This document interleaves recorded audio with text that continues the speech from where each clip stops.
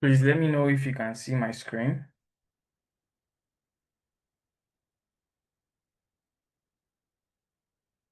Can anyone see my screen?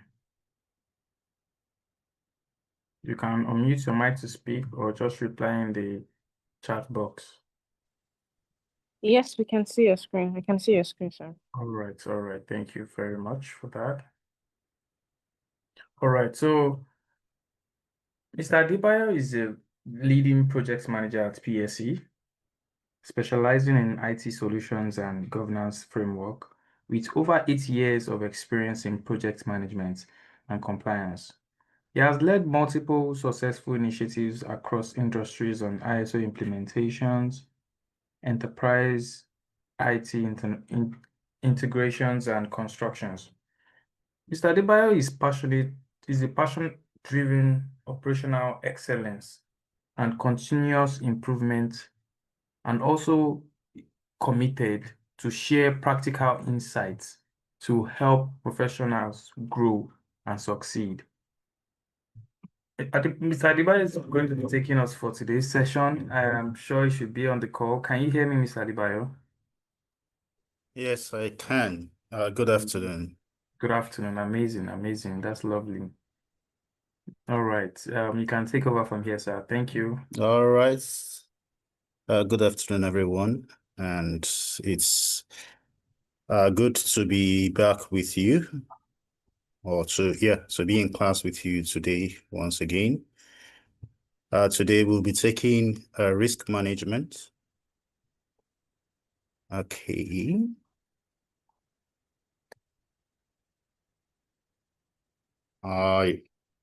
Can you confirm seeing my screen, please? Yes, project risk management. All right. All right, thank you very much. So, as we've come today, first and foremost, thank you for this opportunity to be in class once again with you.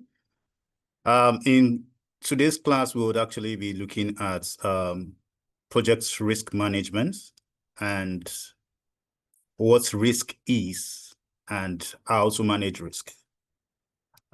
For this class, we would actually be looking at, for our objectives, introduction to risk management and its key processes. Then the risk response strategy matrix, some key risk documents and examples of risks and their responses. So to begin this class, I would want us to actually look at this scenario. You are driving, for those of us who drive, or you are in a vehicle, and then you've approached an intersection where the yellow light is the traffic light. Yellow traffic light is on, and you have a choice to either run through or hold on, with both of them coming with their consequences. So if you choose to accelerate and go past the yellow lights, there is a possibility of you hitting the red light, which has a traffic ticket. Then if you choose to stop suddenly because of the shortness of the amber lights that we know, there's a possibility the vehicle behind you to maybe unconsciously eventually runs into you. So we are actually looking at two possibilities here. But one of my questions, or my main question, is, for a start, what is risk? From this scenario on the screen that we can see, we've identified the situation. We've identified the possibilities. But what is risk in itself? Can someone tell me, please?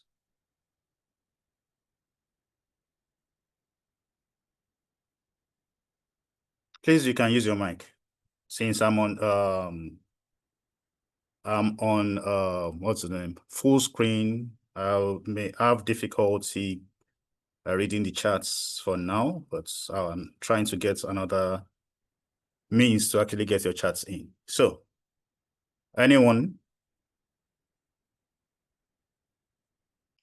Okay. What do you Well, think risk is? I would say risk is the possibility of loss or harm or an unfavorable outcome. An unfavorable outcome. Okay. Do we have anyone else? If you don't want to speak, you can leave messages in the chat room. I can access that now. Any other contribution? We are 19 in class or thereabouts, at least 2 people or 3. What do we think risk is? Unfavorable outcome? Anyone else? All right. So there are key things we will notice from this particular scenario. There is uncertainty. And that brings us to a risk is an uncertain event or condition. Now, it may actually come out in 2 ways, either positive or negative. When it is positive, when the outcome, it is uncertain because we are not sure of how it will turn out. But if the outcome be positive, it becomes an opportunity. And should it be negative, we'll consider it a threat to the project objective, which we are working on. We're actually looking at risk from the perspective of project management in itself. So, for example, when the price of raw materials or the resources you need to actually put your projects together goes up, it becomes a threat because you actually have a planned budget for it, and then that is actually going out of what you've actually planned. But if peradventure the prices in the market falls, it's an advantage for you. So you see it as an opportunity. So it's a possibility of an outcome being positive or negative. What is important about it is that it is uncertain. So we also have another scenario here that actually puts us in the project mode. Now, here we have a renovation experience, and this actually happens with many of us, where we are doing, okay, let me say renovation, and in between the projects, while the artisans are there, ideas are coming into our heads, and we are saying, can you add this? Can you, I would like you to include this, do it this way. No, the measurement you actually gave, which was actually at a particular, maybe an item, you were trying to put a cabinet together, and it was meant to be 3 feet by 4 feet. At the end of the day, you saw a design during the project's engagement. You've seen a design either online or at a friend's place, and then you want something different. Now you're changing this design from a 3 by 4 to maybe a 5 by 7 or something similar. Or you're even changing the look of what that product was meant to actually be, which was actually agreed on initially. This is actually what is known as scope creep, because there's a deviation now. And oftentimes this has implications both in costs and sometimes in quality. But most of all, this change can also affect the deadline that was initially put in place for this project. So one of the, we should know that projects or project risks usually come in two levels. Since projects are unique, it is important to always consider risks from two levels. The individual risk, which is within the activities that will bring about the outcome of the project, and the overall project risk, which is aimed at addressing or managing risks that are associated with that particular project throughout its life cycle. So here I would further give an example. Individual risk is you actually putting items, parts of bringing together parts of a particular project. You're putting together, for example, a furniture. You're looking at that furniture as an item, or you are the software. You're looking at the designing aspect of the software as a project. You're looking at the risks associated with it. Now, when you are actually looking at the overall project risk, you are going beyond just that individual, but you are saying, okay, at the end of the day, having completed this particular project or the outlook of the project, we are trying to see that, for example, the software design, as we are doing it, we want to ensure that it's done according to specifications. However, on the project level, we are also trying as much as possible to manage the fact that there is a risk that if we continue to delay on individual items, we may shoot past the launch date. So we are looking at managing individual risks while also looking at the overall risk on that particular project. So those are the two levels in which we consider project risk. Now, when it comes to project risk management, what do we mean? Now, ordinarily, project risk management is looking at the holistic management of risk from inception till the end. It comes across in different different processes, and part of the things that would come out of it is that it helps increase the likelihood and the impact. Now, this is because what we are focused on now is the management. It is concerned about improving or increasing the opportunities within, the likelihood and impacts within that, and then reducing the threats within the risks that have actually been identified or that will be identified during the project activities.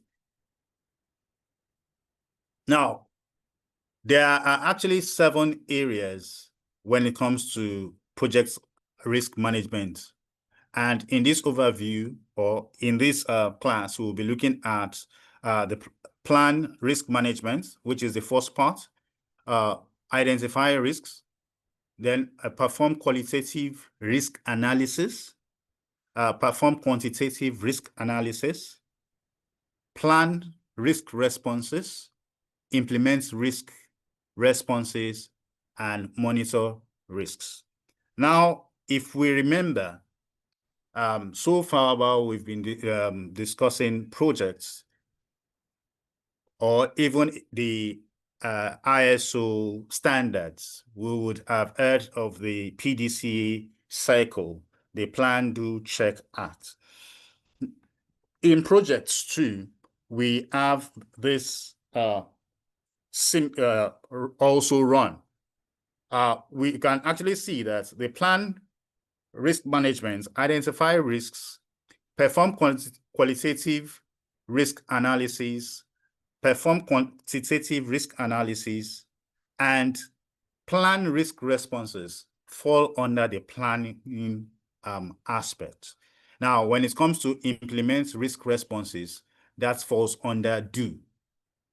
Now, monitor risks goes under check. And obviously, while you're monitoring, you're also putting feelers and working on the responses to actually manage that. So here we also have monitor. The monitor risks falls under check and act because of the responses that will come out from there. So going into the key processes in project risk management. Does anyone have a question so far?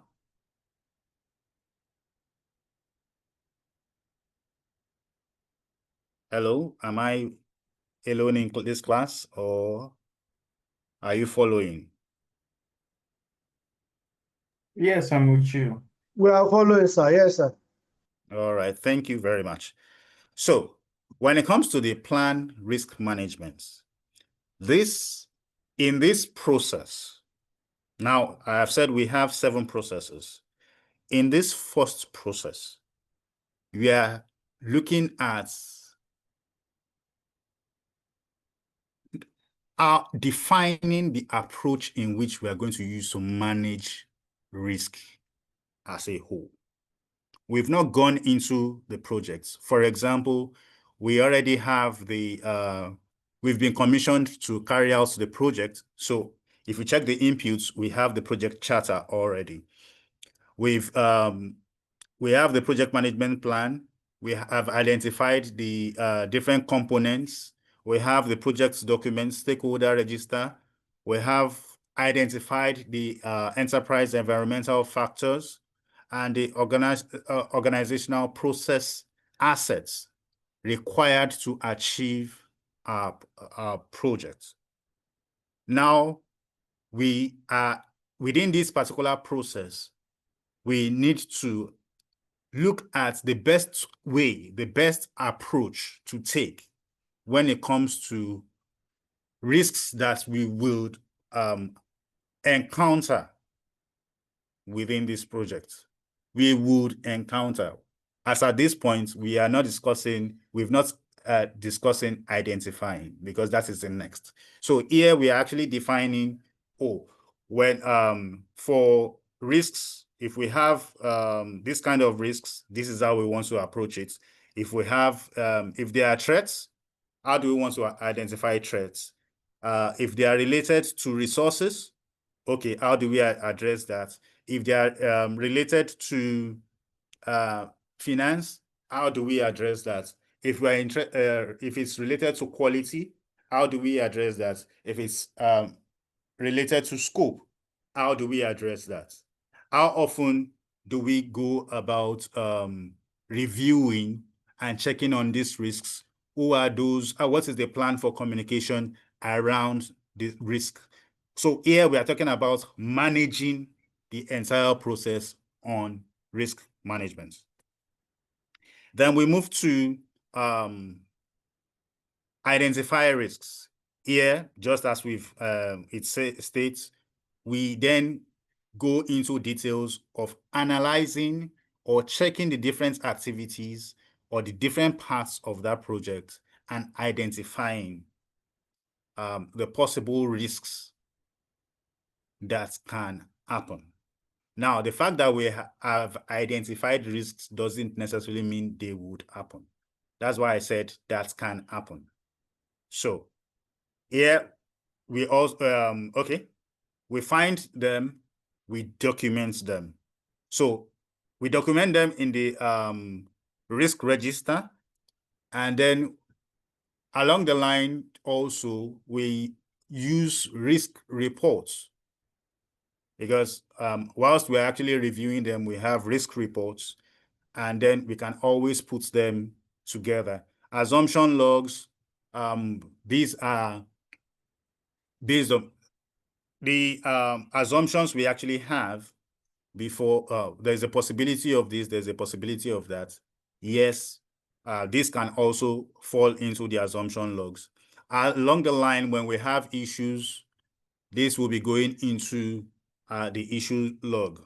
Then lessons learned register. This actually comes from, first and foremost, you have the one from previous projects, experiences of other people that have been captured that you can actually use and can inform your project management. And then down the line, during these particular projects that you are doing, you are capturing lessons upon reviews, and you can always go back to learn from them. So part of the ways in which we can actually get this done is brainstorming. Yes, we have conversations around the different aspects of the project as a team, or you may even involve experts, or you use data gathering or data analysis. Excuse me. Different approaches to actually ensure that you have sufficient information around risks here. If it is a predictive project in which the outcome, you can actually you can predict the outcome of the project, this may not be challenging. But for example, if you are working on a project that is new, the members of the team have not actually worked on it before, it is something different from your usual practice. We have AI now. Many people are actually going into that, but different aspects of AI development and all. If this is your first time you are going into it, you would surely want to reach out to people to garner information, sometimes online, or you reach out to experts or some people who have actually done that, just to aid the information and to arm you for what you are not sure of or potentials within that environment. Then, having identified the risk in themselves,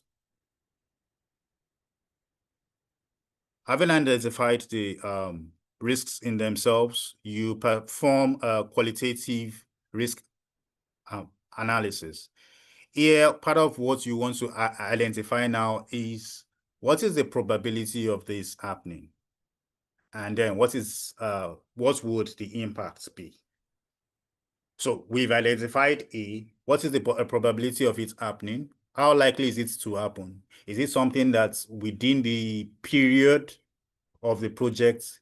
Does it happen often? From reports, is it something that happens often, or it has a chance of happening?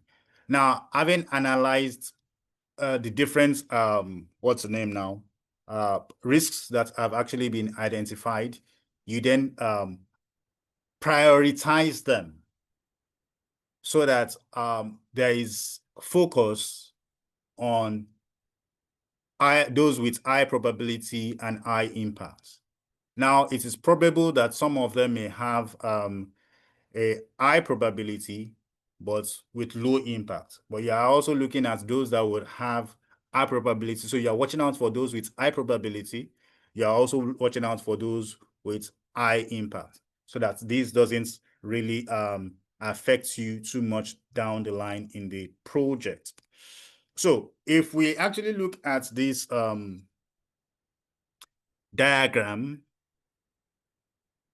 what can we actually say? Okay, no, not what can we say, but we'll see different scenarios. A and B are in a particular line, then C and D also speaks to something similar, but a difference in terms of danger. You may say it's quite different. So in scenario A, feedback, please. What do you see, or what do you think is happening there?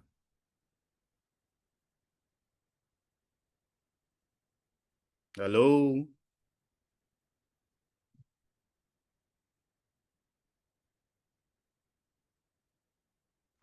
Hello? We are with you, sir. We are All with right. you, sir. We are with you. Okay, so from what you are seeing here, scenario A, what do you think is happening?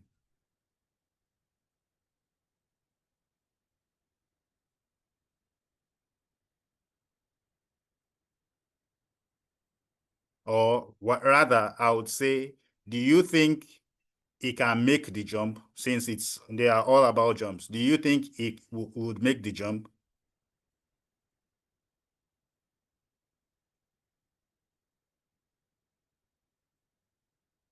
Yes, I feel you can make the jump for the first one because the space is a little bit shorter than any other one I could see there. All right. What about scenario B?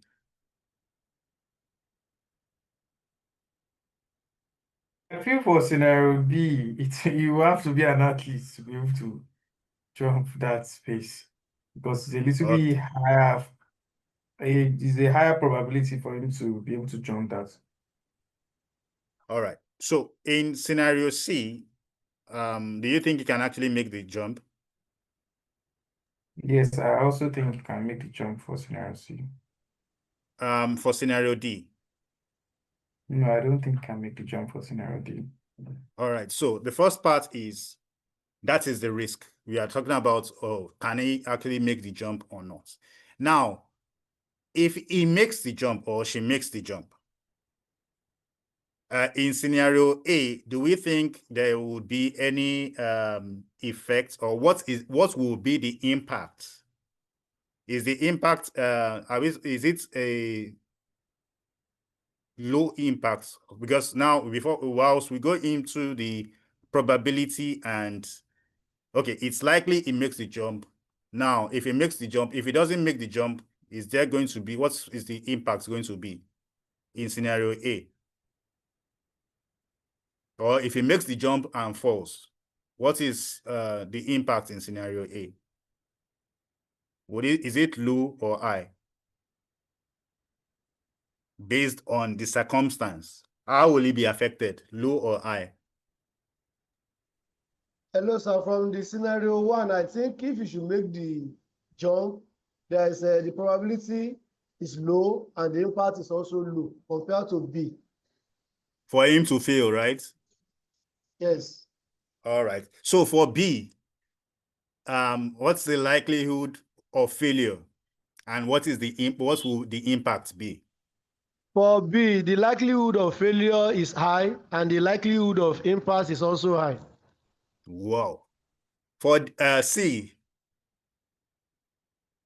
For C, sir, the likelihood is low, the impact will be low too. Okay. And for D?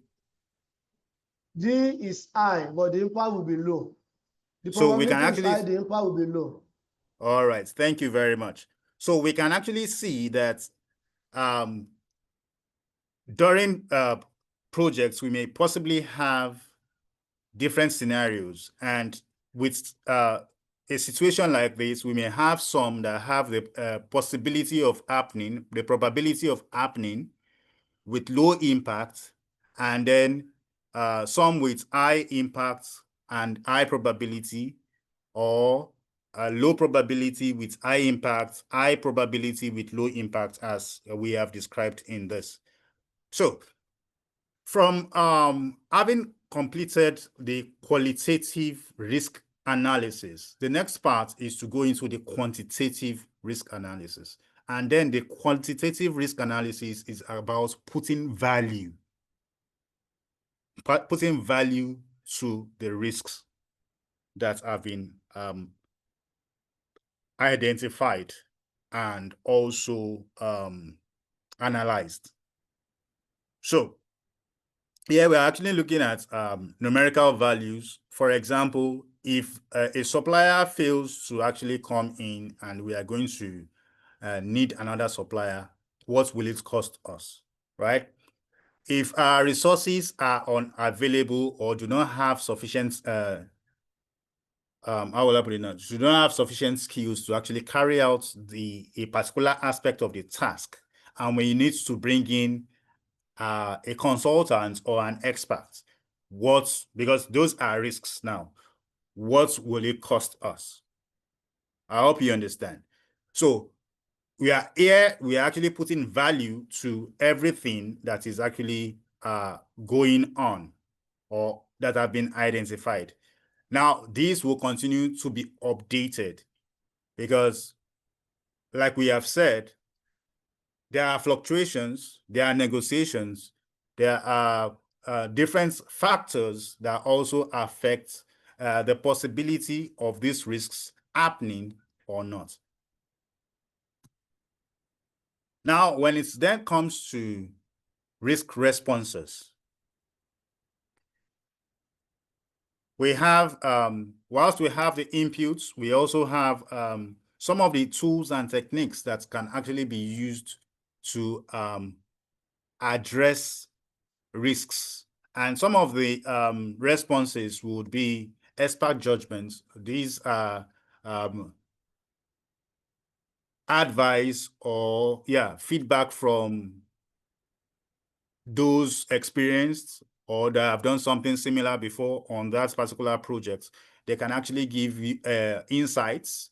Research would also help give insights. Data gathering, okay, that's research. Interpersonal and team skills. Thinking, brainstorming in-house can also look at possibilities of responses that can actually be put in here.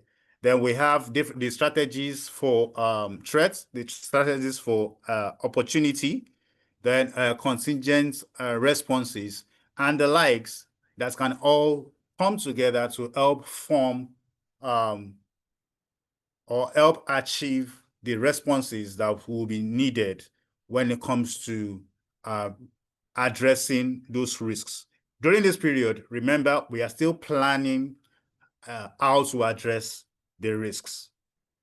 So part of the outputs here, we have the change requests, which often would come from requests based on effects or ways to divert around or circumvent those risks. So whilst we'll be talking about the strategies, there is a possibility to want to avoid, or during the process of engagement, there may be need to bring some things forward and or some activities forward that may affect the initial sequence of activities.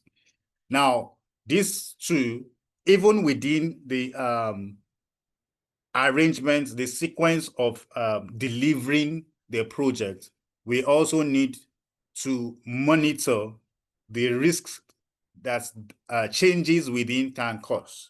So we are not even saying changes to the product in itself, but changes within. So if we are having delay from a particular place, obviously we will be having a request that is saying we should look towards or call on our supplier or alternate supplier, or fall back to the contingency plans that have actually been put in place. This is actually where those responses, those approaches of addressing are well taken care of. So,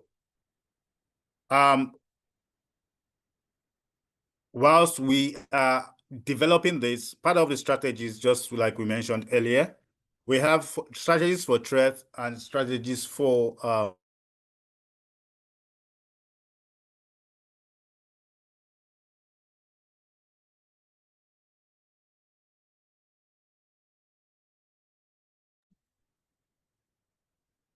Hello, sir, are you there?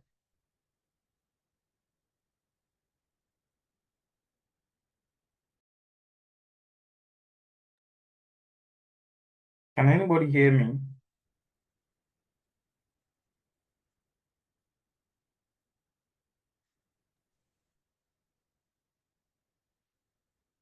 Hello, sir, are you still on?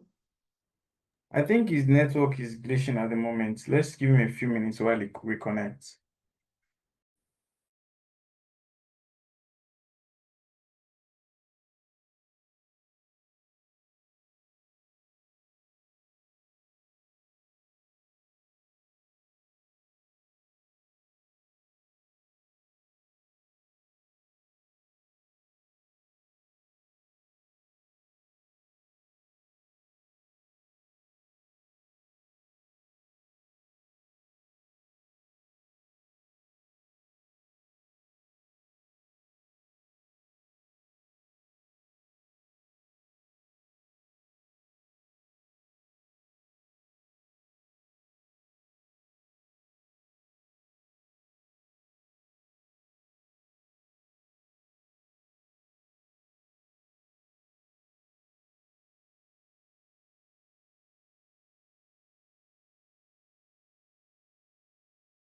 a bit.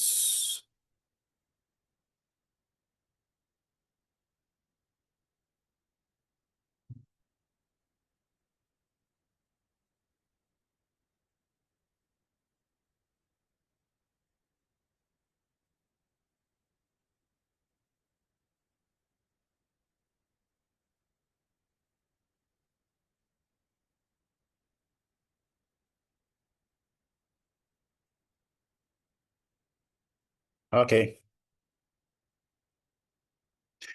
So we are in for planning risk responses. And like I said, we have different strategies for threats, strategies for opportunities. So when we choose to avoid a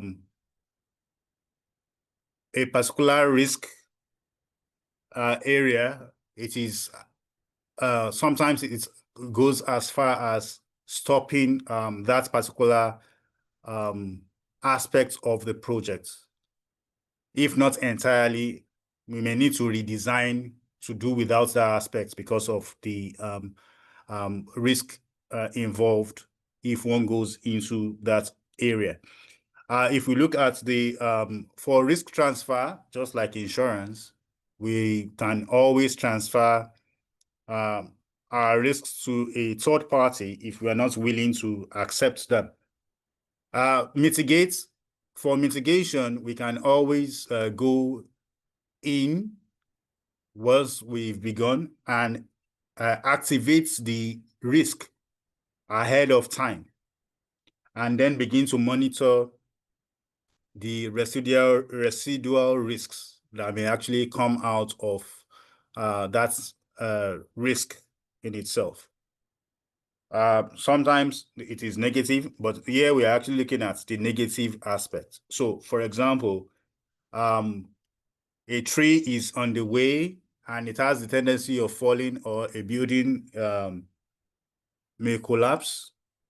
Sometimes, okay, building collapse in Lagos, the risk has been identified.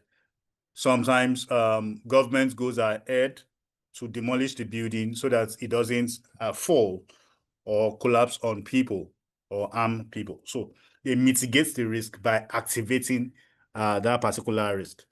Then if it is within the threshold of the organization and they can accept it, yes, they can actually go ahead and accept the risk involved. Yes, for threats, they are negative risks elements, so they can actually accept that. When it comes to strategies for opportunities, because this is the good part, you can always exploit rather than avoid. You know, exploit it. You take advantage of it, and you do. How will I put it now? Take advantage of it, and you launch. For example, during the COVID experience, some companies had started working on alternatives to what's named now, to digital learning. And then when even some schools had already had online sessions, they've been doing that before that experience.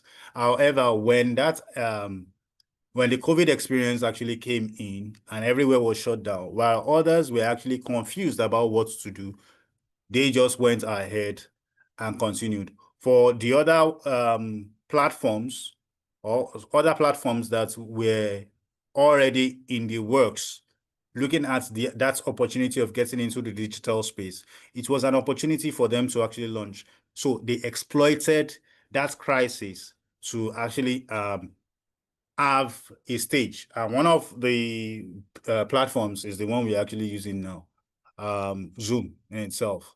Before then, not many people were actually using Zoom as much as they used Zoom during the crisis. So you can also share opportunities. It's beneficial to both parties, and we can enhance the opportunities in themselves. So just like we will go and mitigate, we can also enhance it so that we take more advantage, or it will grant us more advantages for the project, or we accept it. In accepting it, we know it is there, but we don't necessarily have to do anything about it. We just agree to it. Okay, we are aware, but we don't have any workarounds or plans to actually take advantage of it. So, moving to, excuse me. Now, those are the aspects on planning. Having planned, we then move to implementing or doing the risk responses. Now, usually, when the risks have been identified, part of the things we also want to do is we attach who we call the risk owner, someone to own, someone to monitor, someone to always call our attention to the risk that is being monitored. Whilst the project manager would always have an oversight and also monitor, but some people are there to also are chosen on the team. They may be internal or external to ensure that once there are risk triggers are those elements that would cause the risk to happen. So once they begin to see feelers around the triggers, the red flags that this thing is going to may happen, or there's a probability, obviously that also influences the priority of that particular risk. And then actions are taken in terms of what is the response that had been planned, established for it, and how do they go about executing that response. So, okay, execute planned actions for each risk. So here we, like I have mentioned, we have the risk owners who are monitoring it. We have the triggers that are being monitored. Also, we have at review meetings, project review meetings, risks are also reviewed along the way to see, or to in terms of what has been addressed or what is to be addressed, events that are actually currently on in terms of risks that are to be addressed, and then the responses are the responses, because there is also this. There was a plan as at that time, and with current realities, the initial plan, is it sufficient to take care of the risk, or should it be improved upon? And then what are the other factors that they need to actually put in place to ensure that it is contained? Risk management is about containing the risk such that it doesn't affect the project objective. So part of the things that will be looked at will be the issues log. If you're having issues coming out consistently around a particular area, at some point you need to actually sit down. Yes, we have risks which are threats in themselves before they happen. So risks are potential before they happen. You have issues which are now risks that have happened. Some of them were foreseen, and sometimes some of them were not foreseen. But it is always good that this is put into consideration before, or different aspects of possibilities are put into consideration, so that what is unforeseen will not be much or great, or eventually when they happen, at least, or when they occur, there is a possibility that there have been measures that have been put in place around that area, maybe not necessarily from that part. So, for example, having fire extinguishers are there to take care of possibilities of fire, as we know.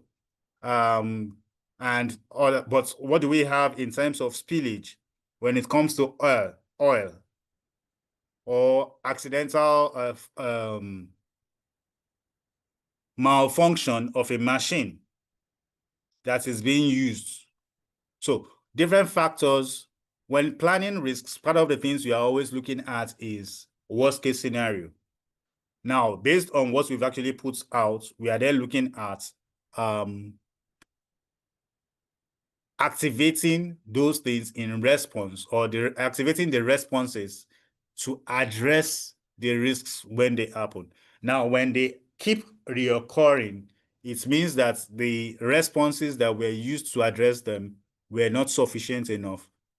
Possibly, the reoccurrence of those triggers, which are now issues, are a result of residual risks that either were not identified properly or were not taken care of properly. So to address that, there needs to be a reanalysis of the situation at hand in order to carry out all necessary responses, plan for and respond to those issues as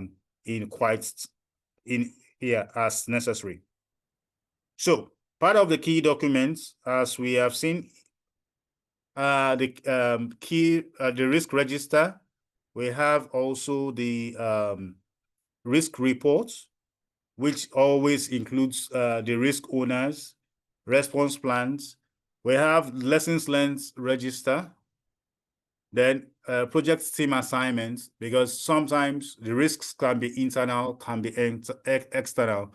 There are some of them that are within our controls and some are beyond our control. Oftentimes, those beyond our control, which are external, we'll call force majeure or the hand of God. For example, if there is an earthquake or ground slide, there's nothing you can actually do about it in terms of stopping it from happening. But if one is working within a period in an area that is prone to that or has a history of that, then one may need to just put it on the list. Now, we are not praying it happens. So it's possible it is identified and it doesn't happen. And it's possible it is identified, but a plan has actually been made. Should this happen, this is how we are going to address it.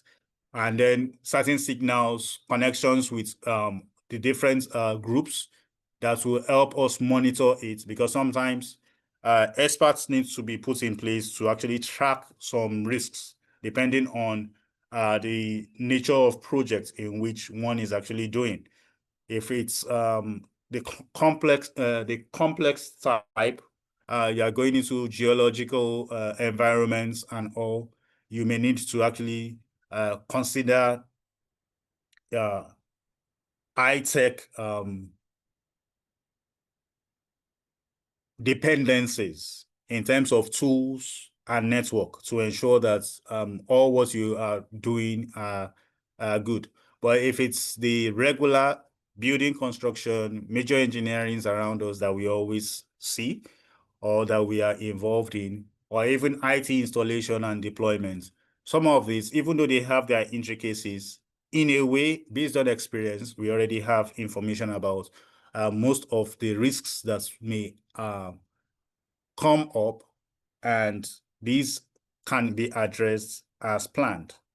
So after the documents are being maintained, we don't just have them as being created at the start, we have them as being maintained during the process.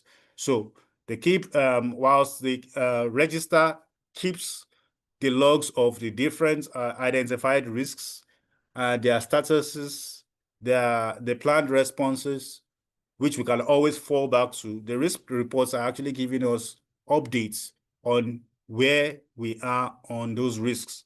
And then the risk owners, as we've said, are those who would continue to help monitor that. While now, when we are talking about the monitoring, which we did not come into the monitoring in itself, we have different layers of people monitoring. We have the project manager who is monitoring the overall project's risk, whilst the individual risks are also monitored by the risk owners as need be, so that all things can be managed properly. So part of the tools and techniques that we actually have or we use for risk monitoring are data analysis, audits, meetings. Now, with audits, we are actually looking at reviews, checking performance metrics, depending on the type of project. How are things going? Especially even sometimes even samplings to check the quality of what is being produced, the products in itself, and then testing. So these are different ways, because if you are sampling and if you are testing samples, you are putting out, you want to put out a product, and then you are we are looking at what are the defects that may actually go on with the use of this. So you're actually looking at the risks also, even whilst in production. So we can also see that, or we may have heard that vehicle manufacturers put their products on stress tests. They are checking the speed test. They are checking the what's the name, crash tests. They are checking the turnover tests, where you are at what angle or at what degree would the vehicle turn over, or things like that. So all these are measures or ways to actually check that the agreed upon standard, the agreed upon quality of the product or service is still being achieved, whilst we are having to deal with all these possible risks. So some of the outputs when it comes to monitoring risks would be the work performance information, which is related to the people and their activities, the change requests that we keep getting and are being approved, because it's not just getting requests, but it's about the approved requests that have initiated changes into the project. Then the project management plan, which continues to be updated based on the approvals, change approvals, and their components. Then the project documents updates. You're looking at the assumption logs, the issue logs, the lessons learned register, the risk reports, risk register, and then organizational process assets, which are also updated. Just before we round off, okay, just before we round off, we looking at the responses again. I think, was this duplicated? I think we've actually spoken about this before.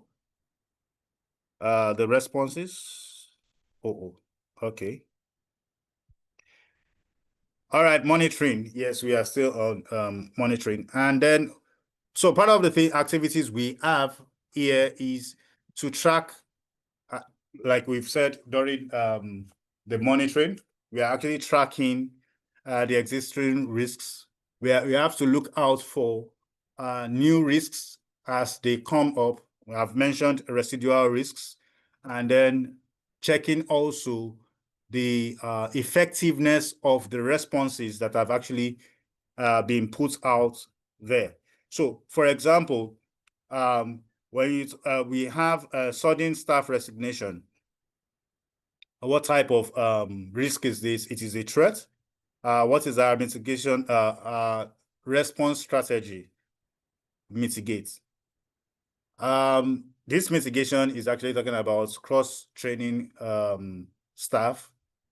That is where you have the applicability. You are able to actually cross-train which is actually a good initiative, but also within having people, alternate persons alternate resources, being able to carry out those activities or assist on those activities when you actually need them. Because sometimes in reality, when in order to meet up with the timeline of the project, you may need to bring in more resources, which may not have been planned. Not that it wasn't planned before. Yes, it wasn't part of the project, but out of necessity, because you needed to fast track to meet up deadlines, or there was actually maybe due to regulatory or to take advantage of an opportunity,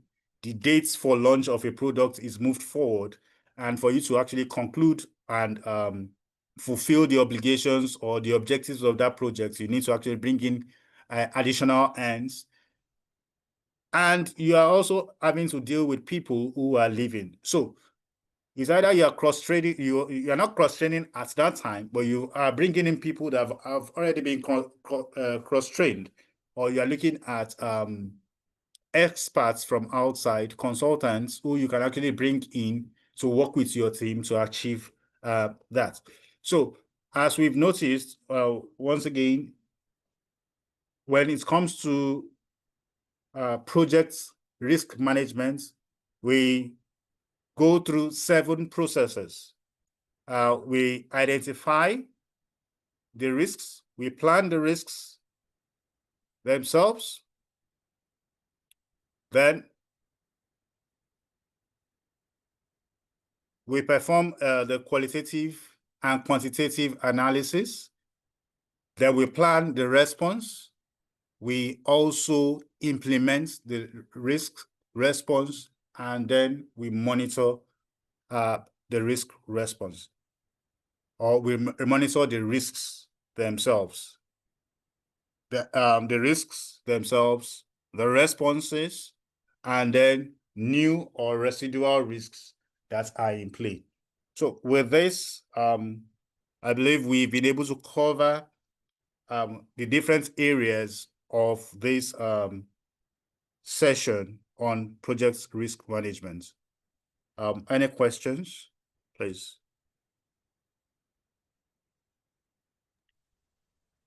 Hello, sir. Thank you so much. I have a question, sir. Yes, please go ahead. Can I go ahead? Yes, And once please. again, I really want to thank and appreciate you for that wonderful session. I want Thank you, to sir. ask, my question borders on under that third and fourth phase of project risk management, that is quantitative and qualitative risk analysis. Sir, Okay. while analyzing risk, is there a likelihood or instance of discovering that the assumed risk is actually an opportunity in a disguise? Is it possible? Is there any likelihood? Yes. So like we've mentioned, risk in itself, the risk outcome. Now, risk in itself is a potential occurrence of something that is uncertain, right? Which outcome can be positive or negative. So the risk in itself, like for example, we talked about COVID. COVID brought about shutdown of the society, general operational way of living. And then there were businesses that were actually running a platform, right? And then for example, those in the learning management system operations. And then this became an opportunity for them to increase. Now, the risk was possibly they had, or initially, possibly they were looking at taking, getting into the market. The turnout of people using such platforms at the time were not so many, right? But subsequently, after the COVID experience, or during the COVID experience, what became a disadvantage to many people that impacted the world became an advantage for them. It's also possible that, for example, whilst a building renovation is ongoing, you get certain findings or some things are discovered within the building, which improves the value of the project outcome in itself. So, for example, while they were doing the renovation, they found out that they needed to dig, or while they were digging foundation, and they needed to do, no, foundation is still closed because that is surface. While they were doing soil tests, now they realized that firstly, that the place was not conducive enough for the initial plan in which they needed to do, because the structure, for example, they wanted to put a 3-story building, but upon doing soil tests, they found out that the soil there was not capable of holding that, because it was going to cost them more to dig further into this ground. Now, firstly, they've identified a risk, right? Now, in the process of addressing that, they then found also that within this soil, there was a possibility, or there was now crude oil, which in a way affects the project as a whole. Now, we should also know that there are certain risks within the project that can be handled by the project manager, and there are certain risks related to a project which are out of the scope of the project that the project manager needs to escalate to the owners of the project, because decisions at that point is beyond it. So, for example, they found oil or discovered oil in that particular locality or in that particular piece of land, or they found gold. That changes the dynamics of that project. Or what do you think?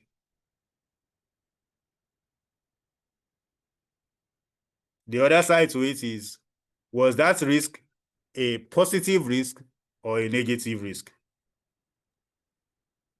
I think It was a positive risk. So, while they were trying to address one, they found something, and then in a way, the initial project may need to stop, which is one of the results that sometimes happen. There are different reasons why projects are abandoned or end prematurely. Some negative, some positive. Or sometimes some of the negative aspects may be that government policies came up, or restrictions came up, that they can no longer work on that particular piece of land, maybe due to litigation and other things. So those are negative risks that may actually come up. But positive risks too come in place whilst they actually are working on it. For example, that particular piece of land, they've discovered something that links to other places, and that gives the opportunity to the, for example, that's oil that is found. The organization might decide to buy the entire property around that area,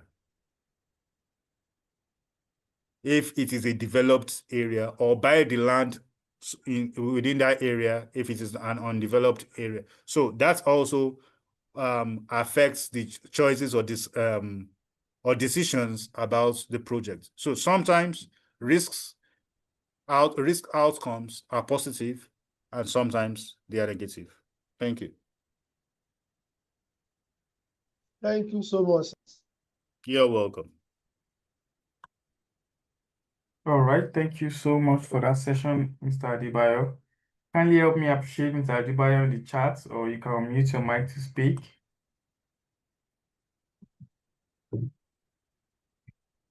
Thank you, everyone. Thank you very much, Mr. Adebayo.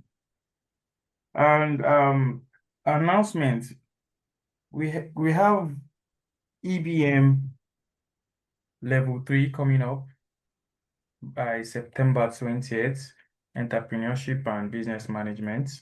The course is coming up September 20th, and if you want to take your entrepreneurship skill to the next level, you want to know about the basic things that would make your business stand fit and go global, you have to be in that course. And especially, we also have software application development and cybersecurity level 3 also. These are courses that have, level 1 has been done, level 2 has been done. You can come in as a fresher and come in to do level 3. You will still be impacted. And if you have also done the level 2, you can continue with the level 3, which will make you more solid and more efficient. So thank you very much for today's session. I hope we'll all be convening again on Saturday for the next class. Thank you very much once again. Have a lovely day.